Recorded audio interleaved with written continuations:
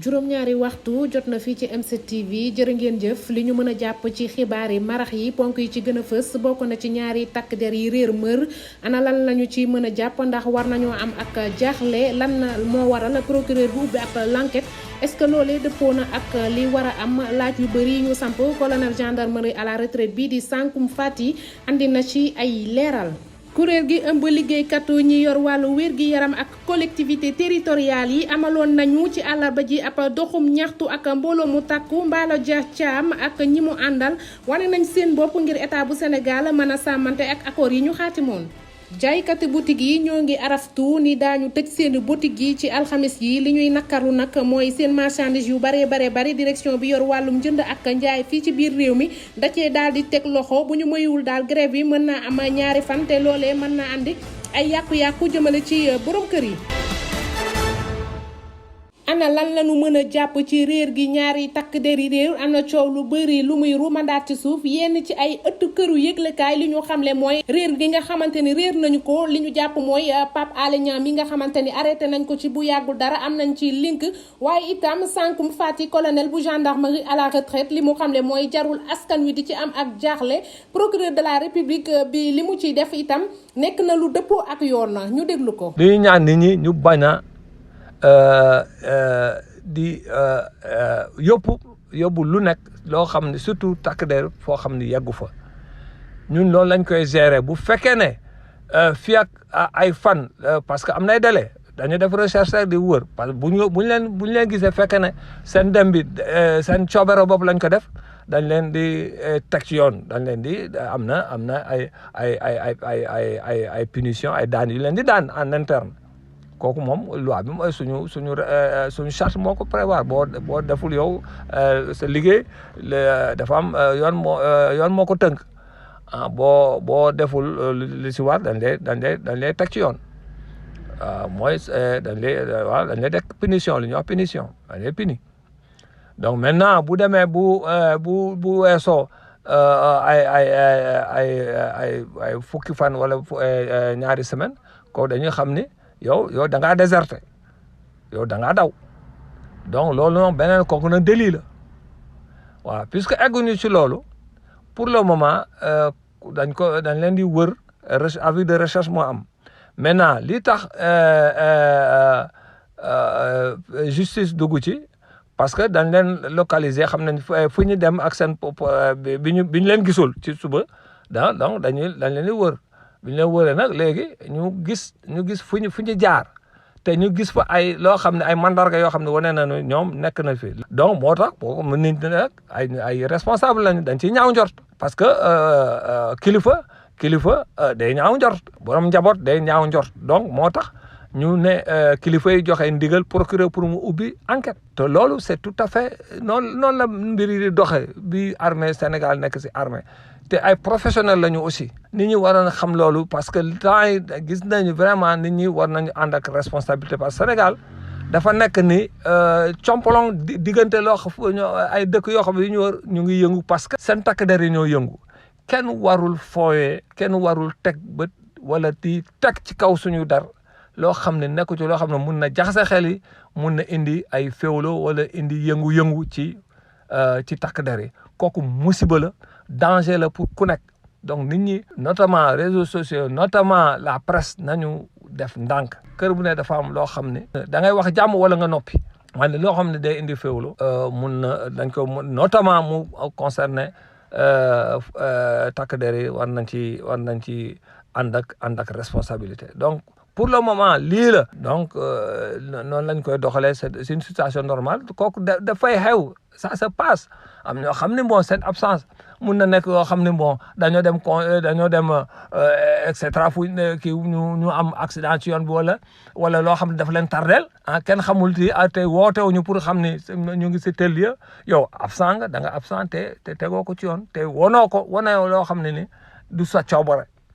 donc par conséquent noonu la ñu ko war a. ci beneen ponk la ñuy àddu comme niñ ko waxee woon ci ndorteel kuréel gi yor wàllu liggéeykatu wér-gu-yaram yi ak collectivité territoriales yi amaloon nañu tey ji ab doxum ñaxtu ngir nguur gi mën a sàmmonteeg ak accord yi ñu xaatimoon suñu ñaari ndaw teewaloon nañu fa Bachir Diop ak Alioune Badara Ndiaye. ñu ñëwandoo ak doole ci wooteeb kuréel gi ëmb ñi liggéey ci collectivité territoriales yi ak alliance bi di ànd gësëm ay manifestants yu bari lool ñii sol ay yëre yu xonk ña ca des ay brassard ñu taxaw temm di sàkku ci état bu Sénégal mu respecté accords yi nga xam ni jotoon na ko signé ak ñoom. waaw marche bi mi ngi dugg ci suñu 5e plan d'action li waral marche bi lépp du lenn lu dul inéquité sociale bi état bi nekk di doxal parce que tey collectivité territoriale yi maanaam boo xoolee toog nañu lu ëpp ñaar fukki at di daw ci loo xam ne muy application fonction publique locale loolu lépp ñoo ngi toogoon di muñ jàpp ni état bi dafa nekkoon ci ay jafe-jafe. waaye bu ñu toogee dem ba gis ni état ci boppam moo jékki-jékki décider boppam gis ni que les agents de l'état lu ñuy dund métti na mu décider yokkal leen ñoom ñëpp benn somme 100 000 francs ñu jël collectivité territoriale yi laisser leen en rade loolu day nduroog leneen kon day mel ni kon ñoom ci discours bu ñu daan wax ak ñun muñ leen dana baax état bi dafay traverser ay jafe-jafe dafa mel ni kon du dëgg ci ñoom. seeni càkkute nag ñu ngi ko tënk ci fànn yu bari ñoom manifestants yi li ñu mënul comprendre mooy. attitude yi état bu Sénégal di amale jëmale ko ci ñoom mu mel ni sax mbir mi dafa am kumba am ndey ak kumba amul ndey Mballo Dia Thiam ak ñoñam jot nañ amal ab grève bu 72 heures ni ki week-end bi nu génn. li ci am solo mooy grève bu 96 heures la ñu commencé woon le 17 le 15 16 17 18 muy 96 heures yu nga xam ni intersyndical collectivité territoriale def na ko ànd gësëm def le 17 le 18 maanaam. Jeudi ak vendredi mais ñun ñoo ko doxalee noonu parce que ci 5e plan d'action bi gisoon nañu ni ministère de la santé am na lu fa yëngu woon léegi nag arrêté bi génn barki démb tàccu leen loolu yóbbu nañ ko à 55%. kuréel gi ëmb ñi liggéey ci collectivité territoriales yi ak lii di alliance ànd gësëm nag la ñu xamle mooy seen marche bi jot nañ ko amal ci Sénégal wërngal këpp ña ngi tey yokku tamit di xamle ni préavis de grève bi ak mot d'ordre bi day desandi ba 31 décembre bi ñu dëgmal. ci suba itam médecin interne ak ancien interne yi ñoo ngi doon biiral seeni kàddu li ñu bëggoon mooy amal ab doxum ñaxtu ci l'hôpital bu Fann waaye nag loolee mujjewul antu ndax waaye takk der yi dañoo ñëw sànni leen ay grenade lacrymogène mu nekk benn situation boo xam ni kuréelu médecin en spécialisation nakarlu nañu ko bu baax li ñu xamle mooy boo moywul daañu jàll ci beneen étape bu ko gën a tar nañu déglu explication yi Assane Diouf joxe président des associations des internes ak anciens internes hôpitaux yi Sénégal. waaw pour dellu si un peu ci li xewoon démb waaw ginnaaw bi ñu préfet bindee bataaxal wax ñu ne dafa tere suñu marché bi nga xam ne démb lañ ko prévoiroon à 10 heures ñun dañoo décider ne comme hôpital mooy suñu kër ndax ñun ay interne la ñuy woowee interne nag moom ku dégg loolu xam ne moom hôpital mooy këram ñu ne ñun hôpital la ñuy nekk fa la ñuy defee suñu ñaxtu ginnaaw bu ñu defee suñu manifestation génn dem ministère bi nga xam ne li ñu naqari tey ñoom ñoo ñu ko teg pour fësal suñu naqar foofu après policiers yi voilà ils ont été irresponsables ñëw di jeter ay lacrymogènes ba si biir hôpital Fann mu nekk loo xamante ni lu doy waar la lu musul am Sénégal ay médecins yi ñuy gazé ay lacrymogènes yi ñuy sànni si biir hôpital loolu nekk na loo xamante ni lu doy waar la te c'est une honte gàcce la ci Sénégal ñuy wax ne médecins yi ñu ngi leen di sànni ay lacrymogènes wala ñu leen di buntu xataal ñuy wax ne nag li ci am ni amul kenn ku si nekk responsable ku dul préfecture de Dakar ñoom ñi nga xam ne ñoom ci di fësal ne ñoom risque de trouble à l'ordre public moo tax ñu tere marche bi te loolu ñu tere marche bi moo indi trouble à l'ordre public yi nga xam ne moom lañ gis démb ndax bu ñu bàyyi woon ñu def suñu marche bu boobaa dinañ encadrer te benn problème du ci am waaw ñuy wax préfet nag mu dellu si waat xelam ñu koy woo à plus de responsabilité. ci leneen la ñuy waxaat jëmale ci wàllu njënd ak njaay bu ñu deful ndànk jaaykatu boutique yi daañu andi ak jaxasoo ci wàllu njënd ak njaay li ñu xamle mooy daañu amal ab geraw boo xamante ni ci diirub ñaari fan lañ koy daal di def muy alxamis ak àjjuma li ñu xamle mooy nguur gi jamono yi ni muy doxale ak ñoom dara neexu leen ci te amaloon nañu ab waxtaan am ndaje fële ca palais de la république ci fan yi ñu génn suñu ñaari ndaw nag ñu ngi génnoon nañu ngir def ab nemmeeku ci mbir yi ana fu mu tolloo ku mel ni Rokhaya Pouy ak Aline Badara Ndiaye. fii ci Ouest Foire ay jaaykat yu bëri di xamle ne yëguñu ndogal bi tukkee ci mbootaayu jaaykatu boutique yi waaye loolee teewul ne dinañ ànd ci boobule xeex ngir soppi doxalinu nguur gi. lu war a grève bi xam naa prix bi bu cher bi ak gars yi lu ñu yéene seen marchandise fekkee wàññi bu ñu ko jëndee dafa cher quoi maanaam profité gars yi pour ñu wàññi ko noonu mais wàññi boobu kay day xaw a métti si gars yi parce que mënoo jënd prix bu bees bu yàgg stock bu gën a kii nga ne da ngay wàññi yenn stock bi fekkee li ngay jaay jeexul. dégg naa ko depuis barki démb laa ko yëg lii nii fausse lii nii bi moom mën naa bokk si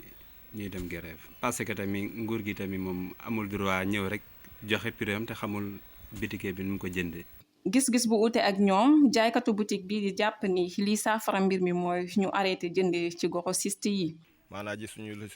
si wàññeeku daal si marché bi léegi nag man grève bi man si sama bopp ànduma ci waaye bagage yu ñu wàññi si marché bi te wàññi maanaam yu ñu wàññi si papier te gisuñu fu mu wàññeeku si marché bi bagage yooyu mënuñu ko jënd di ko jaay. man sama façon grève noonu laa koy grève daal bagage yooyu mënuma ko jënd di ko jaayaat damay téye sama xaalis suukar ak ceeb non parfumé ak soble pompiteer yooyu wax dëgg yàlla mënuma ko jaay ainsi waaw parce que gisuñu prix bi fu mu wàññeeku léegi nag bu demee ba commerçant yu mag yi ak gouvernement bi toog ñu waxtaan seen diggante ba ñu juboo ay fan ci ginnaaw direction bu commerce intérieur yebaloon ay ndaw ngir saytu li di njëg yi waaye marchandise bu bëri lañ jota nangu ci ay boutiquier. ci ponk boobu laay des ba tey UNACOIS Yeesal li moo xamle mooy ànd na bu baax ci dogal bi nga xamante ni jaaykat yi jël nañ ko bu ñu dégloo ba tey kàddu yi nga xamante ni ki yor wàllum njënd ak njaay ak opérateur des investisseurs du Sénégal li moo xamle mooy direction bi yor wàllu jënd ak jaay ci biir réew mi ni mu doxalee àndu ci benn yoon ndaxte warul woon a saisir marchandise yi nga xamante ni ñoo nekkoon ci biir boutique ba tax na yenn ci organisation yi rëccu nañ bu baax dogal bi nga xamante ni tey jii jaaykat yi jël nañ ko. ñu déglu Alla Dieng directeur de l'exécutif de l'UNACOIS Yeesal. ñu wax ne détaillants yi dañuy dem grève sañ nañ ko nag parce que grève moom ngànnaay la waaye nag c'est l'extrême. maintenant nag lan moo waral loolu état bi peut-être discussion yi dafa demul ba sës te itam état kenn du jaay di perte te détaillants yi aussi ñoom ñoo nekk ci fin rouleau bi ñoom mënuñu wàññi su fekkee ne bu ñu réapprovisionner fañ jënd duñu wàññi donc il faut grossir ak demi grossir commencer aussi par les importateurs li war état bi ci ñoom mu def ko loolu mooy tax bu ñu wàññee détaillant mën a wàññi parce que détaillant bu wàññiwul moom du mën a jaay consommateur directement surtout les dames léegi nag kenn du jaay di perte maintenant nag man daal soo xalaatoon naa ni ñoom discussion yi waroon nañ ko continuer balaa ñu koy enclencher c'est comme si volonté politique bi dañu yàkkamte am résultat concret sur le terrain ba le contraire moo mujj am te loolu nag ça ne devait pas se faire loolu mënoon na bañ a am donc nag ñi ngi wax ne ànduñu totalement ci grève bi parce que grève moom yow yaa ngi liggéey sa bopp boo tëjee sa boutique bu dee benn fan ñaari fan boo sàggantu yow sa bopp sax di nga sonn parce que li liggéey sa bopp pare xëj na liggéeyu moom loolu bu amee aussi mënu yàgg donc loolu ñu bàyyi ci xel. ñoo ngi leen ko doon digteel na ni démb Yewwi Askan Wi amaloon na ab conférence lañ fa mën a jàppe mooy Ousmane Sonko ak i ñoñam joxoñ nañu baaraama kii di njiitu réew mi li ñu xamle mooy jafe-jafe yi nga xamante ni askan wi ñoo ngi koy dund kenn waralu ko lu dul ñoom ñu déglu kàddu yi ci micro Ousmane Basile Mané àndoon ak Alioune Badara Ndiaye. Pourquoi ñu di leen féliciter? D'abord ils nous ont honorés. Coupe du monde yi dañuy bokk Coupe d'Afrique yi dañuy gagner mais surtout ñu doon des modèles d'engagement de citoyens de patriotes. ñii di leader Yewwi Askan Wi ñoo ngi ubbee seen waxtaan di ñaax suñu gaynde yi nekk fële sa Qatar ginnaaw ba leen équipe bii di Hollande dóoree 2 bal ci dara di xam ne kat équipe bi mën na dem fu sori loolee la waa Yewwi Askan Wi ubbee seen waxtaan démb seen waxtaan gi démb nag mën nañ ci nemmeeku tak teg loxo bi yoon teg loxo garde corps ñi nga xam ne ñoo ngi nekk ci l'opposition bi. dinaa wax ci ñi nga xam ni tey ñoom la jël yàggul muy la sécurité de Ousmane mais du sécurité Ousmane képp mais sécurité Yewwi Askan Wi lañu bokk ñoom ñoo doon njëkk yeewu ñëpp ñooy mujj tëdd ñëpp boo dee xool ci 14 jours yooyu daan nañu liggéey yenn jours yi pendant 20 heures et ils sont restés sereins déggu leen benn bévue nulle part donc on ne peut pas accepter aujourd'hui que ñu leen di arrêter on ne peut pas accepter que ñu leen di jéem a isoler. ñooñu Khalifa Sall yi nag ñoom seen kàddu démb li si gënoon fës mooy démocratie dellu na ginnaaw bu baax a baax fii si Sénégal loolee li ko gën a fësan mooy journaliste bi nga xam ne teg nañ ko loxo muy Pape Alé Niang te ñu ko jin maanaam dafa yor ay documents yoo xam ne l'armée bi ko war a yor nag loolu yëpp lu ko waral mooy justice bi Macky Sall rek lay liggéeyal ak ñi mu àndal. Pape Alé Niang ñëpp mënoon nañ dem kaso ñëpp waroon nañ dem kaso ba mu des Pape Alé. Je suis avec lui depuis plus de 25 ans mu mbàggandoog ay journalistes yu ngeen xam. amul leader politique bu fi xeex bu Pape Alé jàppalewul amul ku fi subir épreuve bu Pape Alé jàppalewul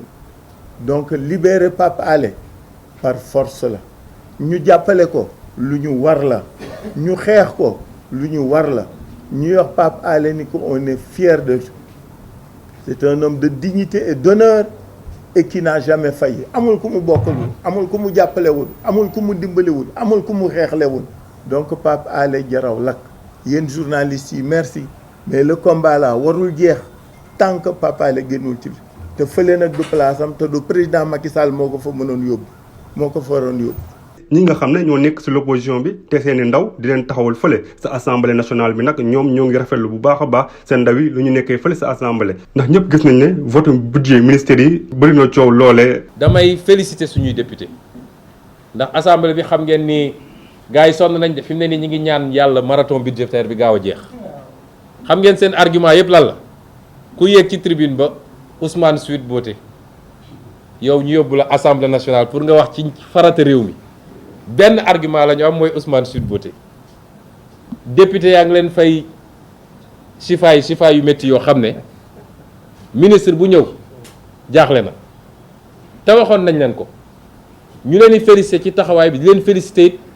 ci ni ñu ñàkkee voté budget yi amul benn budget boo xam ne suñuy député voté nañ ko. ñi di leader Yewwi Askan Wi àddu nañ tamit si yeneen sujet d'actualité li si mel ni xëyu ndaw ñi njëg yi nga xam ne moo ngi yokk teew wàññeeku ak li nga xam ne mooy coowal armement yi nga xam ne nemmeeku woon nañ ko fii si Sénégal ak coowal 3e mandat bi nga xam ne président de la République ba ñesee àddu. tàggat yaram laa koy jeexale ak résultat yi fare ci coupe du monde bi Maroc nekkoon ñetteel bi dëkk bi doon teewal Afrique match am nag digganteem ak Croatie 0-0 la mujjee Allemagne Japon dóor ko ñaari bal ci benn match bi tamit Espagne ak Costa Rica Espagne jamono yi mi ngi am ñetti bal ci benn.